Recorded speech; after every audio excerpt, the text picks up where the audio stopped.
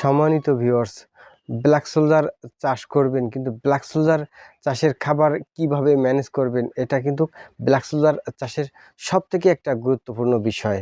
তো অনেকে black soldier চাষে আগ্রহী থাকে বা ব্ল্যাক সোলজার চাষ শুরু করে, পরবর্তীতে দেখা যায় খাবারের ব্ল্যাক সোলজার যে খাবারটা খায় ওই খাবারটা ম্যানেজ করতে পারে না, যার জন্য কিন্তু ব্ল্যাক সোলজার বাধ্য হয়ে ছেড়ে দিতে হয়। তো সম্মানিত ভিউয়ার্স, আমি আজকের ভিডিওতে আলোচনা করব আপনি কিভাবে এই ব্ল্যাক সোলজারের খাবার ম্যানেজ করতে পারবেন। আপনি বাংলাদেশের যে জেলায় থাকুন না কেন, সেই জেলা থেকে আমাকে অবশ্যই কমেন্টে জানাবেন। আমি সেই অনুযায়ী আপনাদের দিক নির্দেশনা দিব। আর আমি টোটাল একটি লিস্ট করছি ছোট আকারে। তো আপনারা এই ব্ল্যাক সোলজার চাষের খাবারটা কিভাবে ম্যানেজ করবেন কিছুটা হলেও বুঝতে পারবেন।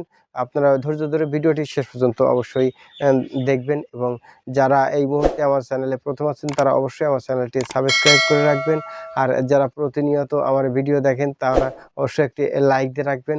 আমি প্রতিনিয়ত ব্ল্যাক সোলজারের বিভিন্ন সমস্যা এবং চাষ বিষয়ে কিভাবে অগ্রসর হওয়া যায় এমন বিষয় নিয়ে আমি প্রতিনিয়ত ভিডিও তৈরি করি। তো আজকের টপিকটা আশা করি অনেক গুরুত্বপূর্ণ হবে। আর যারা ব্ল্যাক সোলজার চাষ শুরু করবেন ভাবছেন, আপনাদের প্রশিক্ষণ দরকার অথবা বড় করে ব্ল্যাক সোলজারের শেড তৈরি করবেন, একজন অভিজ্ঞ প্রশিক্ষক দরকার। তো আমাদের সাথে যোগাযোগ করলে আমরা বাংলাদেশের যে কোনো প্রান্তে আপনাদের যে প্রশিক্ষণ দিয়ে আপনাদের ব্ল্যাক সোলজার চাষের সার্থকতা আমরা অবশ্যই অর্জন করে দেব। আপনারা যেভাবে সেট আপ করবেন, আমরা যে প্রশিক্ষণ দিয়ে আপনাদের পূর্ণ সেট আপটা তৈরি করে দিয়ে আসবো। আর যাদের ডিম, পিউপা, প্রি পিউপা, লার্ভা প্রয়োজন আমাদের কাছ থেকে সংগ্রহ করতে পারেন। আমাদের পিউপাগুলো সর্বোচ্চ মানের, প্রায় 1.5 ইঞ্চি সাইজের পিউপা আমাদের এখান থেকে সংগ্রহ করতে পারবেন, যেটা অরিজিনাল খাঁটি মাদার কালচার। তো সম্মানিত ভিউয়ার্স, চলে আসি মূল আলোচনায়। তো ব্ল্যাক সোলজার চাষের দেখা যায় কি যে 2022 সাল 23 সাল নাগাদ অনেক ব্ল্যাক সোলজার খামারি ছিল, যারা কিন্তু বর্তমানে ব্ল্যাক সোলজার খামারি খুঁজেই পাওয়া যাচ্ছে না। তার মানে এই ব্ল্যাক সোলজার খামারিগুলো শুধু একটা কারণেই কিন্তু ব্ল্যাক সোলজার চাষ ছেড়ে দিয়েছে, সেটা হচ্ছে খাবার ম্যানেজ সমস্যা। আর তারপর আরও কিছু টেকনিক্যালি সমস্যা আছে, যেটা চাষে যে গরমের দিনে মারা যায়, শীতের দিনে সমস্যা হয়। এ বিষয় নিয়ে আমি পূর্বে অনেক ভিডিও তৈরি করেছি। এগুলো দেখলে ব্ল্যাক সোলজার চাষের আপনাদের যদি কোনো সমস্যা থাকে সে সমস্যা অবশ্যই বুঝতে পারবেন। আর বাড়তি যদি কোনো সমস্যা মনে করেন আমার কমেন্টে জানালে আমি অবশ্যই সেই বিষয়ের উপর আপনাদের একটি নতুন ভিডিও তৈরি করে দেখাবো। আর এবার চলে আসি মূল আলোচনায়, যে খাবারটা আপনারা কীভাবে ম্যানেজ করবেন। আপনি বাংলাদেশের কোন জেলায় অবস্থান করছেন এটি অবশ্যই আমাকে কমেন্টে জানাবেন। তো আমি যেমন খুলনায় কীভাবে খাবারটা ম্যানেজ করি, যে হোটেল, আমাদের যে খাবার হোটেল আছে ওখানে আমি কিন্তু ড্রাম রেখে আসি।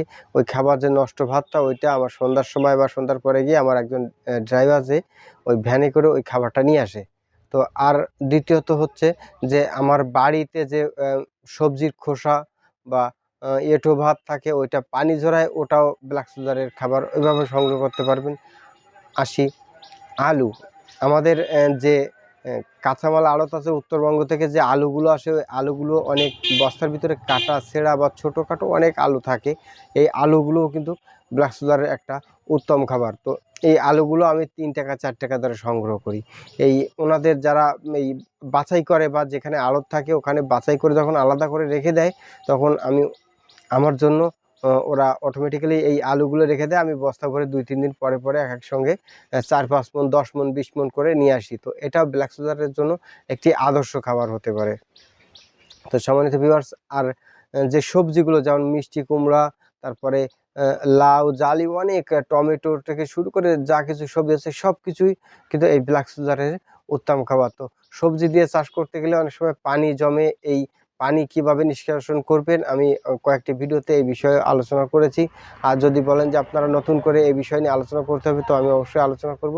তো বিষয় হচ্ছে কি যে সবজি, হোটেলের ওয়েস্টেজ প্লাস আলু, এই 3টে কিন্তু ব্ল্যাক সোলজার চাষের খুবই গুরুত্বপূর্ণ খাবার, এবং এতে কিন্তু মাদার কালচার অনেক বেশি, মাদার কালচার থেকে শুরু করে জেনারেল কালচার পর্যন্ত কিন্তু অনেক ভালো হয়। তারপরে আসি যে অনেক সময় দেখা যায় যে খাদ্য অধিদপ্তরের ওখানে চাল অনেক কম দামে, যেমন 10 টাকা 15 টাকা কেজিতে নষ্ট চাউল পাওয়া যায়। ওই চাউলটা রান্না করে আপনারা খাওয়াতে পারেন। 1 কেজি চাউল রান্না করলে তো সর্বোচ্চ 2-3 কেজিও হয়ে যায় ভালো হলে। তো তো ভাত, এই নষ্ট চালের ভাত দিয়ে কিন্তু ব্ল্যাক সোলজার খুবই ভালো মানের হয়, এবং 2 থেকে আড়াই কেজি চাউলে কিন্তু চাউলের ভাতে কিন্তু 1 কেজি ব্ল্যাক সোলজার হয়। তো আপনারা এইভাবেই অনেক ব্ল্যাক সোলজার চাষ করতে পারেন। তো এইটা সংগ্রহ অনেক জায়গা হয়তো সমস্যা হতে পারে। তো যারা পারেন এটা সংগ্রহ করতে পারেন। তারপরে আসি বেকারি ওয়েস্টেজ, যেখানে বেকারি আছে বিভিন্ন জেলাতে আমি দেখেছি বেকারি, যেমন কেক, তারপরে বিস্কুট, এইগুলার ওয়েস্টেজ যেগুলো থেকে যায়, তারপরে ডেট এক্সপায়ার যেটা, ওটা কোম্পানি থেকে ফেরত নেয়, ওটাও কিন্তু তারা ফেলে দেয়। ওটাও আপনারা কম মূল্যে সংগ্রহ করে ব্ল্যাক সোলজার চাষের জন্য খাবার হিসেবে এটাও তৈরি আপনারা নিতে পারেন। তো সম্মানিত ভিউয়ার্স, আমি কয়েকটি বিষয়ে আজকে ব্ল্যাক সোলজারের খাবার সম্পর্কে আপনাদের ধারণা দিলাম। এছাড়াও অনেক খাবার ব্যবস্থার মাধ্যম আছে, যেটা এক ভিডিওতে সব আলোচনা করলে ভিডিওটি কিন্তু অনেক লং হয়ে যাবে। তো সম্মানিত ভিউয়ার্স, আপনারা কোন জেলা থেকে দেখছেন অবশ্যই কমেন্টে জানাবেন। তাহলে আমি আপনার জেলায় কি এই ব্ল্যাক সোলজারের জন্য ভালো পাওয়া যাবে সেই বিষয়ে আমি টোটাল নেটে দেখে আপনাকে আমি জানাতে পারবো, বা সেই বিষয়ের পরে আমি আপনাকে একটা নতুন ভিডিও উপস্থাপন করতে পারবো। তো সম্মানিত ভিউয়ার্স, ব্ল্যাক সোলজার চাষ করতে যদি আপনারা যে কোনো সমস্যার সম্মুখীন হন, আমার কাছে আমার দেওয়া স্ক্রিনে যোগাযোগ করলে আমি অবশ্যই চেষ্টা করি আপনাদের সমাধান দেওয়ার জন্য।